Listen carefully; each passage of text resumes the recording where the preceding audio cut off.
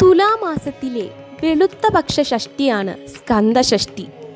സന്താനാഭിവൃദ്ധിക്കും രോഗശാന്തിക്കും ദുരിത നിവാരണത്തിനും ദാമ്പത്യഭദ്രതയ്ക്കും അത്യുത്തമമാണ് സ്കന്ദഷഷ്ടി വ്രതം. സുബ്രഹ്മണ്യ പ്രീതിക്കായുള്ള സ്കന്ദഷഷ്ടി വ്രതത്തിന് 6 ദിവസത്തെ വ്രതാനുഷ്ഠാനമാണ് ഉത്തമം. 6 ഷഷ്ടി വ്രതം അനുഷ്ഠിക്കുന്നതിന് തുല്യമാണ് ഒരു സ്കന്ദഷഷ്ടി വ്രതം. കുടുംബ സൗഖ്യത്തിനും ജീവിത സൗഭാഗ്യത്തിനും അത്യുത്തമമാണ് സ്കന്ദഷഷ്ടി വ്രതം. വ്രതം ഭക്തിയോടെ അനുഷ്ഠിച്ചാൽ കുടുംബ ദുഃഖവും തീരാവ്യാധികളും ഉണ്ടാവുകയില്ല. ഉദ്ദിഷ്ടകാര്യ സിദ്ധിക്കായും ഷഷ്ടിവ്രതം അനുഷ്ഠിക്കാവുന്നതാണ്. എല്ലാ മാസത്തിലെയും ഷഷ്ടി നാളിൽ വ്രതം അനുഷ്ഠിക്കുന്നത് ഉത്തമമെന്ന് ആചാര്യമതം. തുലാമാസത്തിലെ സ്കന്ദഷഷ്ടിയാണ് ഇതിൽ ഏറ്റവും പ്രധാനം. മാസം തോറുമുള്ള ഷഷ്ടിവ്രതം തുടങ്ങേണ്ടത് തുലാമാസത്തിലെ ഷഷ്ടി മുതലാണെന്ന് പറയപ്പെടുന്നു.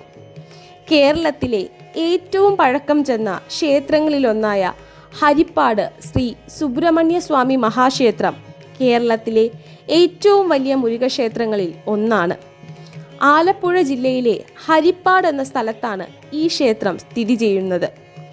ദക്ഷിണ പഴനി എന്നും കേരള പഴനി എന്നും ഈ ക്ഷേത്രം അറിയപ്പെടുന്നു.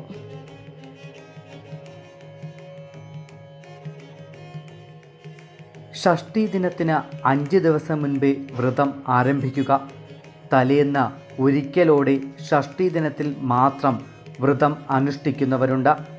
വ്രതദിനത്തിലെല്ലാം കുളി കഴിഞ്ഞതിന് ശേഷം മാത്രം ഭക്ഷണം കഴിക്കുക. രാവിലെയും വൈകിട്ടും സുബ്രഹ്മണ്യ നാമഭജനം, ഒരിക്കലൂണ് എന്നിവ അഭികാമ്യം.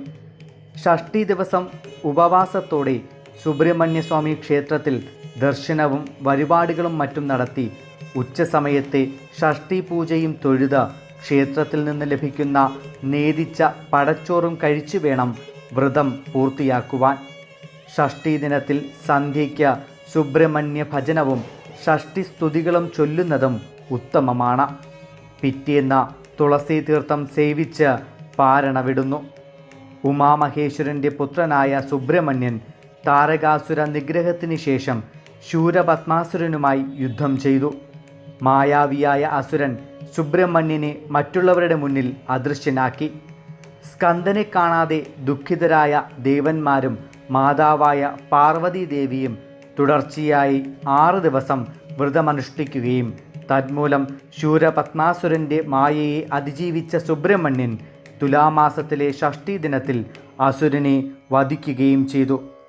അതിനാൽ തുലാമാസത്തിലെ ഷഷ്ടി സ്കന്ദഷഷ്ടി എന്ന് അറിയപ്പെടുന്നു.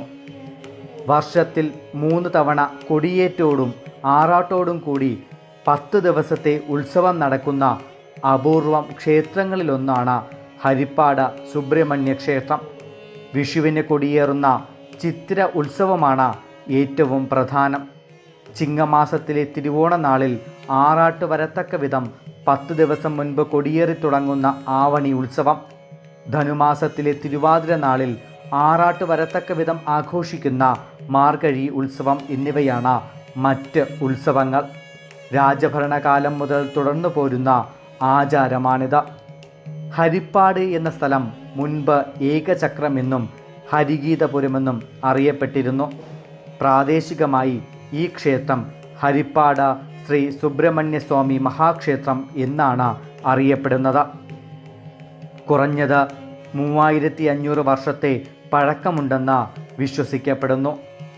അറബിക്കടലിന് സമീപമായാണ് ഹരിപ്പാട്. മാവേലിക്കരയെയും തിരുക്കുന്നപ്പുഴയെയും ബന്ധിപ്പിക്കുന്ന സ്ഥലമായാണ് ഇത് കണക്കാക്കപ്പെടുന്നത്.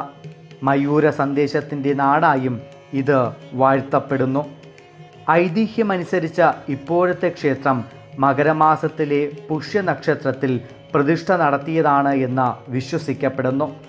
ക്ഷേത്രത്തിൻ്റെ ഉത്ഭവ തീയതി കൃത്യമായി പറയുവാൻ കഴിയുന്നില്ല. വർഷങ്ങൾക്ക് മുൻപ് ക്ഷേത്ര പരിസരവും ധ്വജസ്തംഭവും അഗ്നിക്കിരയായി എന്ന് പറയപ്പെടുന്നു. ശ്രീ ചിത്തിര തിരുനാൾ രാമവർമ്മ മഹാരാജാവിൻ്റെ ഭരണകാലത്ത് ക്ഷേത്രം പുനർനിർമ്മിച്ചുവെന്ന് വിശ്വസിക്കപ്പെടുന്നു. ശ്രീമുരുക ക്ഷേത്രങ്ങളിൽ വച്ച് ഏറ്റവും നീളം കൂടിയ ധ്വജസ്തംഭമാണ് ഇവിടെയുള്ളത്. സുവർണ ശോഭയോടെ അത് ഭക്തരെ സ്വാഗതം ചെയ്യുന്നു.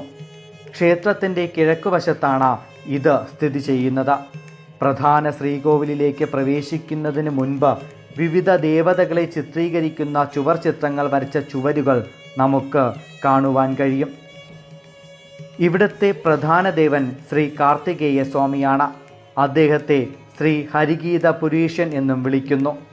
ഭഗവാൻ പരശുരാമൻ വിഗ്രഹം സൃഷ്ടിച്ചുവെന്ന് വിശ്വസിക്കപ്പെടുന്നു. ശ്രീ കാർത്തികേയൻ കിഴക്കോട്ട് ദർശനമായി നിൽക്കുന്നു.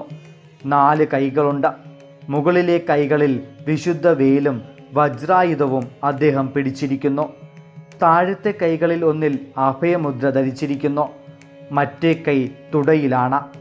പ്രധാന ദേവനെ ശ്രീ വേലായുധ സ്വാമി എന്നും വിളിക്കുന്നു. വിഗ്രഹത്തിന് 6 അടി ഉയരമുണ്ട്. ഭഗവാൻ ശിവൻ, ഭഗവാൻ വിഷ്ണു, ശ്രീ ബ്രഹ്മാവ് എന്നിവരുടെ സാന്നിധ്യം ഈ വിഗ്രഹത്തിലുണ്ടെന്ന് വിശ്വസിക്കപ്പെടുന്നു.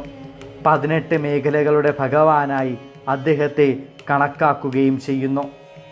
ഭഗവാൻ ശ്രീ ദക്ഷിണാമൂർത്തി, ഭഗവാൻ ഗണേശൻ, ശ്രീ തിരുവമ്പാടി കണ്ണൻ, ശ്രീ നാഗശാസ്താവ, ശ്രീ കീഴ്ത്തിരുക്കോവിൽ സുബ്രഹ്മണ്യൻ എന്നിവർക്ക് സമർപ്പിത ക്ഷേത്രങ്ങൾ ഇവിടെയുണ്ട്. പ്രധാന ശ്രീകോവിൽ വൃത്താകൃതിയിലാണുള്ളത്. ഈ ആകൃതി വട്ട ശ്രീകോവിൽ എന്നറിയപ്പെടുന്നു. ക്ഷേത്രത്തിന് ഗോപുരങ്ങൾ എന്നറിയപ്പെടുന്ന 4 കവാടങ്ങളുണ്ട്. കൂത്തമ്പലം എന്നറിയപ്പെടുന്ന നൃത്തവേദിയും ഇവിടെയുണ്ട്. ക്ഷേത്രക്കുളം പെരുംകുളം എന്നും അറിയപ്പെടുന്നു.